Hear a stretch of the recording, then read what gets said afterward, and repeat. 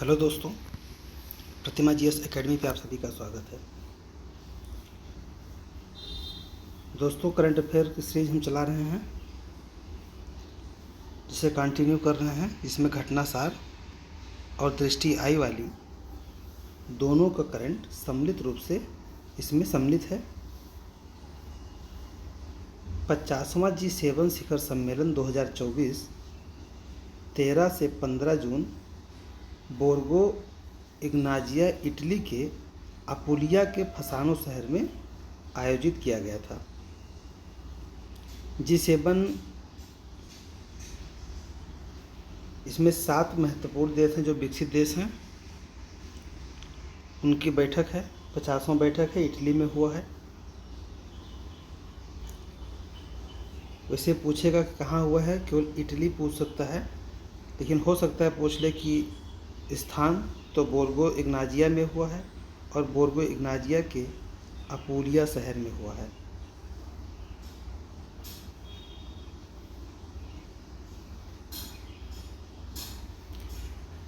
भारत बैठक में शामिल हुआ है। 12 आउटरीच सदस्यों में से एक था, जो अलग से जो G7 के सदस्य नहीं हैं, लेकिन उसमें शामिल हुए बैठक में। तो कुल 12 देश थे, जिनमें से भारत एक था। प्रधानमंत्री मोदी जी के तीसरे कार्यकाल की यह पहली विदेश यात्रा थी। यहाँ पे एक महत्वपूर्ण ये भी हो जाता है कि प्रधानमंत्री जी के तीसरे कार्यकाल में पहली विदेश यात्रा कहाँ की थी, तो इटली की थी, जिसमें G7 में भाग लिए थे और फिर वहाँ पे अलग अलग नेताओं से उन्होंने बात की थी। 50वें G7 समिट 2024 के प्रमुख बिंदु है नेताओं द्वारा G7 partnership for global infrastructure and investment को बढ़ावा दिया गया। यानी G7 के द्वारा आप कह सकते हैं कि जो आधारभूत संरचना है और निवेश है, उस पर बात किया गया। 2027 तक विकासशील देशों को अवसंरचना विकास हेतु 600 मिलियन अमेरिकी डॉलर का आवंटन होगा। भारत मध्य पूर्व यूरोप आर्थिक गलियारा को समर्थन और प्रोत्साहन मिला। जो G20 के समय में भारत ने एक गलियारा बनाने की बात कही थी, जिससे हम एशिया होते हुए यूरोप तक पहुंच सकें, उसको समर्थन मिला। IMEC हस्ताक्षरकर्ता भारत, अमेरिका, सऊदी अरब, UAE, इटली, फ्रांस, जर्मनी और यूरोपीय संघ थे।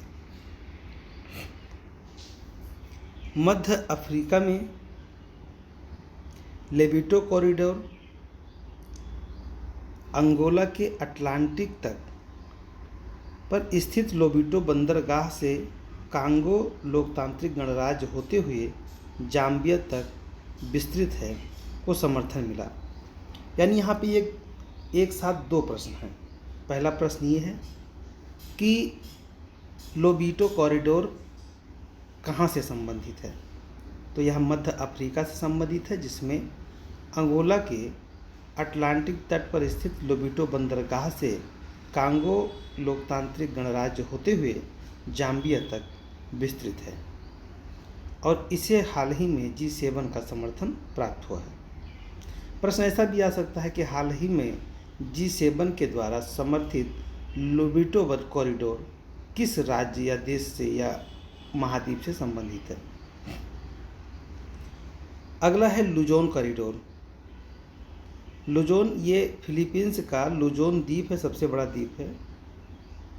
फिलीपींस में सबसे ज़्यादा आबादी वाले लुजोन पर आर्थिक अवसंरचना गलियारा का बढ़ावा दिया गया है, तो लुजोन कॉरिडोर पूछ सकता है। अब यहाँ पे 3 कॉरिडोर आपने देखा, एक भारत ने जो मध्य एशिया होते हुए यूरोप तक पहुँचने का रास्ता, दूसरा लोबिटो कॉरिडोर, तीसरा लुजोन कॉरिडोर और चौथा है मिडिल कॉरिडोर।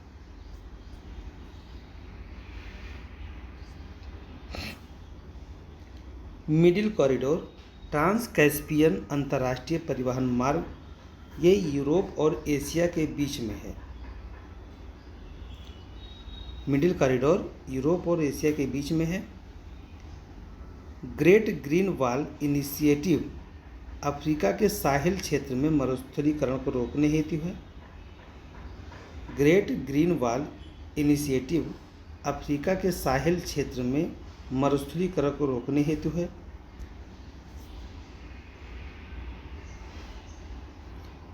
अपूलिया खाद्य प्रणाली पहल, ये वही अपूलिया जहाँ G7 का जो मैं पढ़ रहा हूँ, ये G7 के महत्वपूर्ण पहलू हैं। तो अपूलिया खाद्य प्रणाली पहल निम्न आय वाले देशों व अफ्रीका के लिए अपूलिया खाद्य प्रणाली पहल शुरू किया गया है, जिससे उन्हें खाद्यान्न मुहैया कराया जा सके, उन्हें गरीबी से यानी भुखमरी से निजात दिलाया जा सके, ऐसा पहल किया गया है। अगला बिंदु है परमाणु हथियार पर सिपरी की रिपोर्ट। परमाणु हथियार पर सिपरी की report Stockholm International Peace Research Institute द्वारा जारी यह 55वीं रिपोर्ट है। ये सिपरी का फुल फॉर्म है Stockholm International Peace Research institute.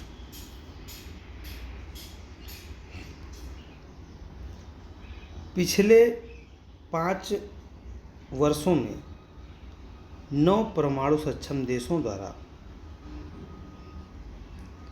परमाणु शस्त्रागार निवेश में 33% की वृद्धि हुई है, जिसमें सर्वाधिक USA, फिर चीन और फिर रूस ने वृद्धि किया है। परमाणु निशस्त्रीकरण को लेकर के कैंपेन चलाने वाले विश्व के कई ऐसे देश हैं जिन्होंने परमाणु हथियार को लेकर के अपनी नाराजगी दर्ज कराई है। लेकिन एक तरफ जहां परमाणु निशस्त्रीकरण की बात कही जा रही है, वहीं दूसरी तरफ इसमें आगे बढ़ने का होड़ भी लगा हुआ है। इसके 2 कारण हैं। पहला कारण तो ये है कि अमेरिका सुपर पावर है और वह रूस या चीन को काउंटर करने के लिए अपनी ताकत को बढ़ाता रहता है। दूसरी तरफ रूस चीन भी अपने को अमेरिका से ताकतवर बनाने की होड़ में लगे हुए हैं। अब रही बात भारत की, तो परमाणु सक्षम देश में USA है, चीन है, USA, चीन, रूस, UK, फ्रांस, भारत हमारा, पाकिस्तान, उत्तर कोरिया और इजराइल है। जबकि हमारा भारत परमाणु के निशस्त्रीकरण का यानी कि किसी भी प्रकार के हम शस्त्र का ना हो वैश्विक स्तर पर उसका समर्थन करते हैं। अब जो कि समर्थन करना और अपनी राष्ट्रीय सुरक्षा को ध्यान में रखना दोनों में अंतर होता है। कहने वाली बात तो ये भी हो सकती है कि भाई आप इसकी वकालत करते हैं तो आप अपने शस्त्रों को अस्त्रों को क्यों नहीं समाप्त कर देते। तो यहाँ ध्यान रखिएगा, राष्ट्रीय हित भावनाओं से नहीं चलता है। अगर हम ऐसा कहें कि हम निरस्त कर देंगे फिर समर्थन करेंगे इसका, तो हमारा पड़ोसी देश चाइना, पड़ोसी देश पाकिस्तान, ये हमारी स्थिति को खराब कर देंगे।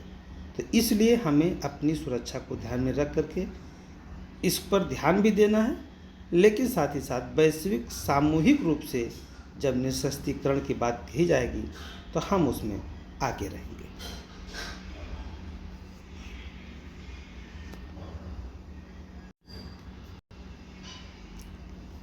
परमाणु वारहेड के सैन्य भंडारण का क्रम जो है, सबसे ज़्यादा परमाणु भंडारण रूस के पास है, उसके बाद USA है, चाइना है, फ्रांस है, यूनाइटेड किंगडम है और नंबर 6 पर भारत हमारा आता है।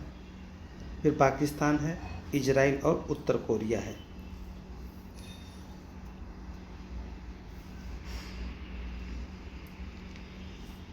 यूरोपीय संघ ने प्रकृति बहाली कानून को मंजूरी दिया है।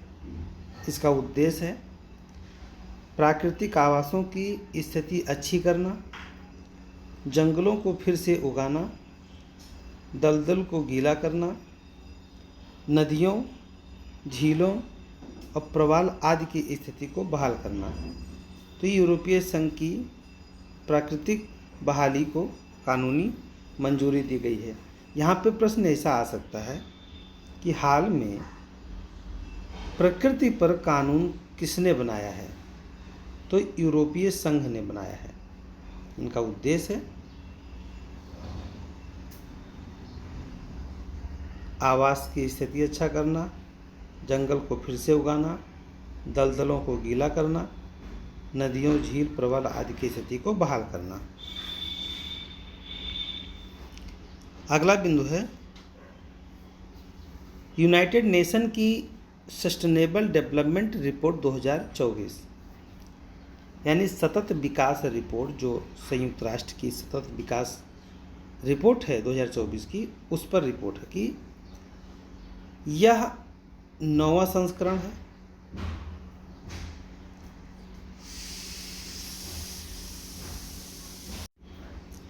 यह 9वां संस्करण है। इसमें कहा गया है कि 2030 तक केवल 16% एसडीजी लक्ष्य पूरे होने की उम्मीद है।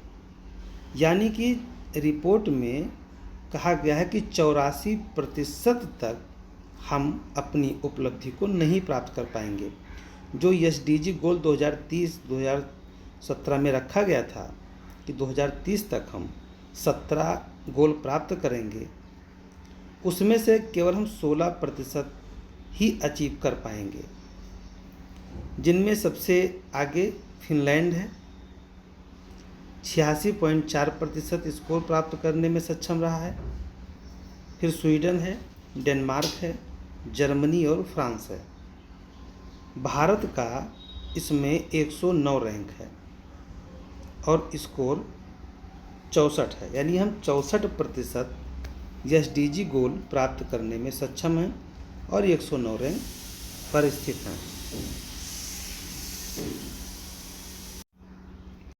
अंतिम स्थान पर दक्षिणी सूडान है, 167वां स्थान है। भारत के पड़ोसी देशों में चीन, श्रीलंका, नेपाल, बांग्लादेश, इनकी स्थिति भारत से अच्छी है। केवल पाकिस्तान की स्थिति इसमें हमसे खराब है, बाकी हमसे सब बेहतर चल रहा है।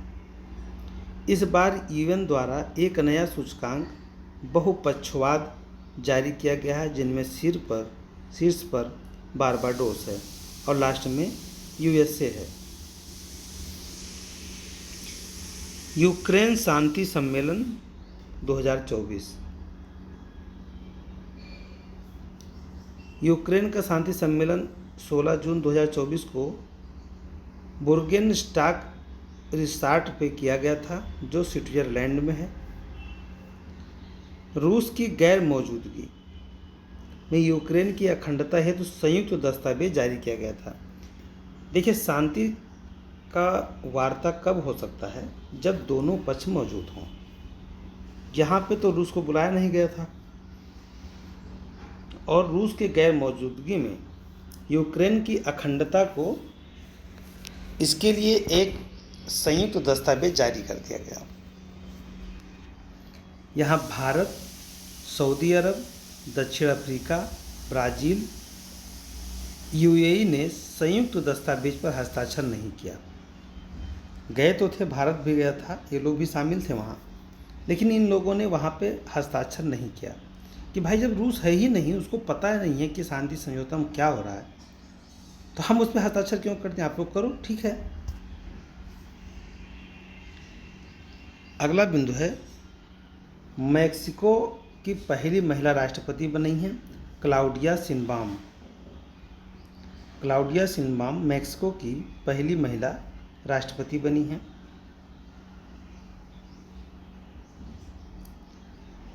अगला बिंदु है वैश्विक ऊर्जा संक्रमण सूचकांक 2024 विश्व आर्थिक मंच के द्वारा 120 देशों की एनर्जी ट्रांजिशन रिपोर्ट जारी किया गया है। पारंपरिक ऊर्जा से नवीकरणीय ऊर्जा की ओर चलने में शीर्ष पर स्वीडन है।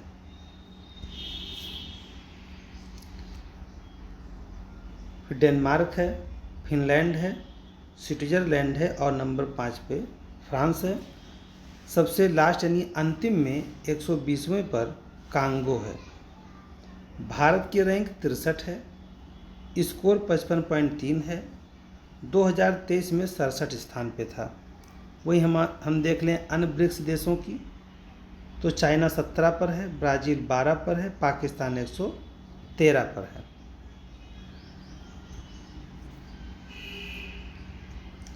WEF द्वारा भारत की प्रशंसा की गई है। कुल विद्युत उत्पादन क्षमता में 42% नवीकरणीय और बायोमास व दुनिया का चौथा सबसे बड़ा नवीकरणीय बाजार बन गया है। यानी WEF ने भारत की प्रशंसा करते हुए कहा है कि भारत ने अपने कुल उत्पादन क्षमता का 42% नवीकरणीय ऊर्जा के रूप में प्राप्त कर लिया है। अगला बिंदु है वैश्विक शांति सूचकांक। Institute for Economics and Peace के द्वारा IEP के द्वारा ये जारी किया जाता है। कुल 163 देश इसमें शामिल हैं। वैश्विक शांति स्तर पर 0 से 56% तक गिरा। यानी आइसलैंड का स्कोर 1 से नंबर 1 पर आइसलैंड है, नंबर 2 पे आयरलैंड है, 3 पर ऑस्ट्रिया है, 4 पर न्यूजीलैंड, 5 पर सिंगापुर। भारत का 116वां स्थान है, जो कि 5 अंक सुधरा है। 2023 में यह 126वें स्थान पर था।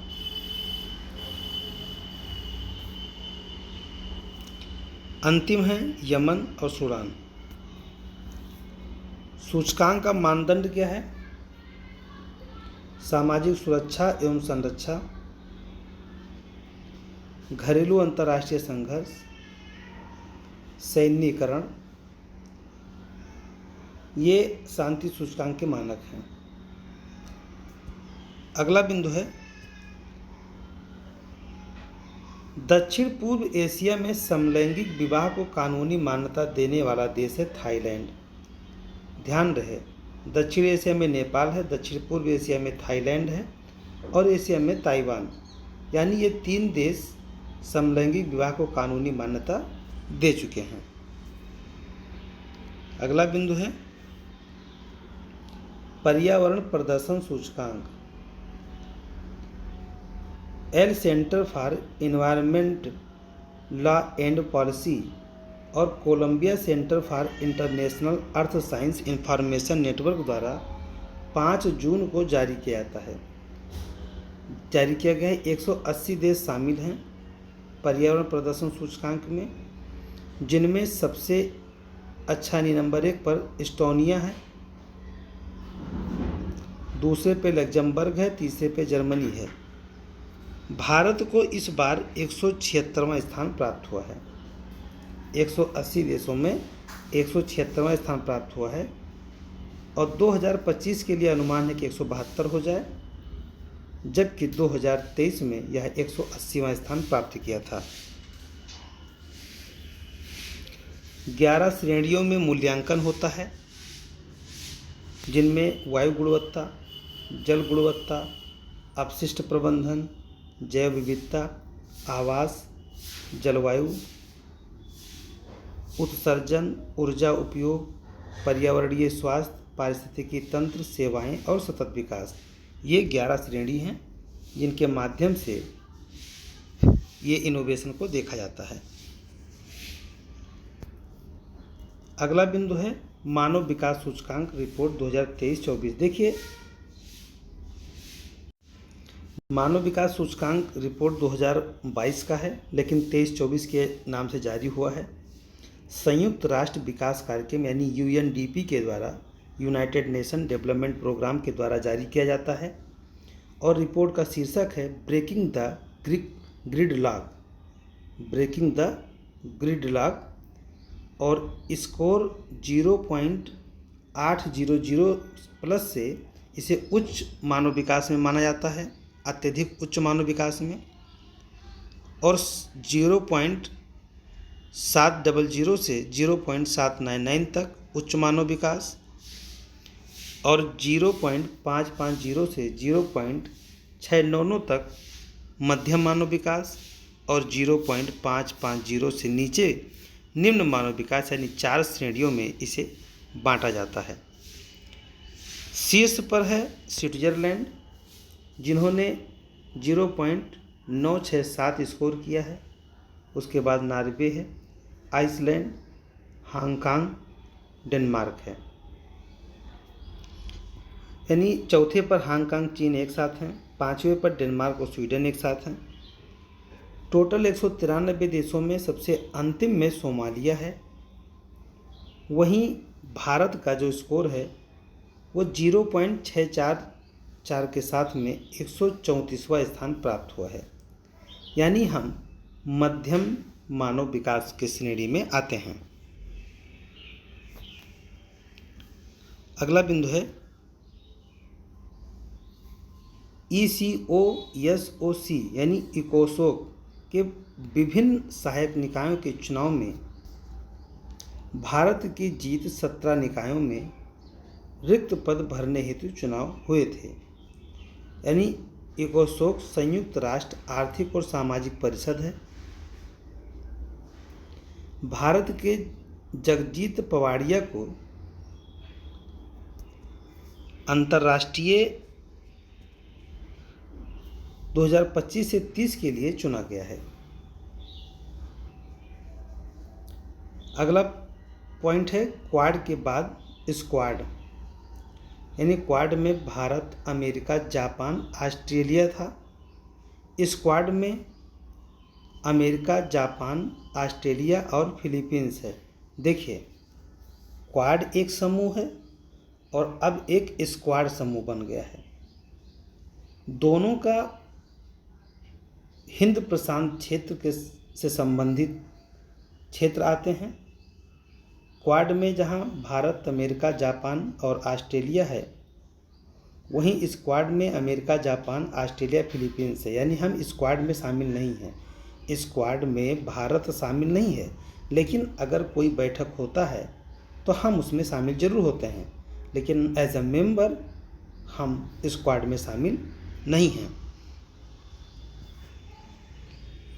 विश्व का सबसे बड़ा हवाई अड्डा टर्मिनल अल मखतूम अंतर्राष्ट्रीय हवाई अड्डा है, जो दुबई यानी यूनाइटेड अरब अमीरात का है।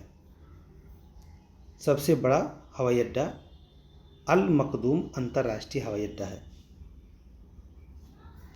दोस्तों, इसमें वही प्रश्न हम डाले हैं, वही बिंदु डाले हैं जिनकी आने की संभावना सबसे ज़्यादा है।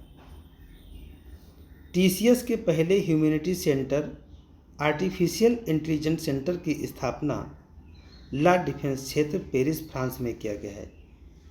TCS के पहले ह्यूमन सेंटिंग AI सेंटर की स्थापना ला डिफेंस क्षेत्र पेरिस, फ्रांस में किया गया है। अगला बिंदु है टाइम्स हायर एजुकेशन की यूनिवर्सिटी इम्पैक्ट रैंकिंग का आधार SDG है। भारत में सर्वाधिक 105 संस्थाएं रैंकिंग में शामिल हुई हैं। विश्व के 2152 संस्थाएं शामिल हैं और समग्र रैंकिंग में वेस्टर्न सिडनी यूनिवर्सिटी ऑस्ट्रेलिया का नंबर 1 पर है।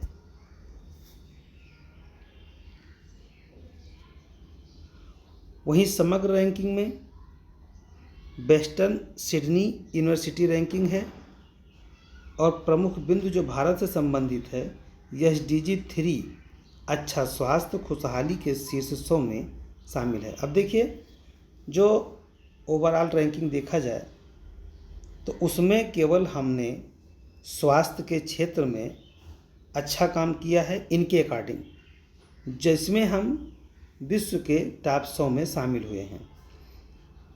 जबकि दोस्तों देखा जाए जो समानता है, समानता में हमने अच्छा काम किया है, महिला एजुकेशन पे हमने अच्छा काम किया है, एंटरप्रेन्योर में हमने अच्छा काम किया है, जिसमें सेल्फ हेल्प ग्रुप के माध्यम से हम उन्हें सहयोग दे रहे हैं, यानी भारत सरकार सहयोग दे करके महिलाओं को बढ़ावा दे रही है। तो कई अन्य क्षेत्रों में हम काम अच्छा कर रहे हैं। तो दोस्तों इसके आगे हम अगले वीडियो में क्लास देंगे। धन्यवाद। जय हिंद, जय भारत।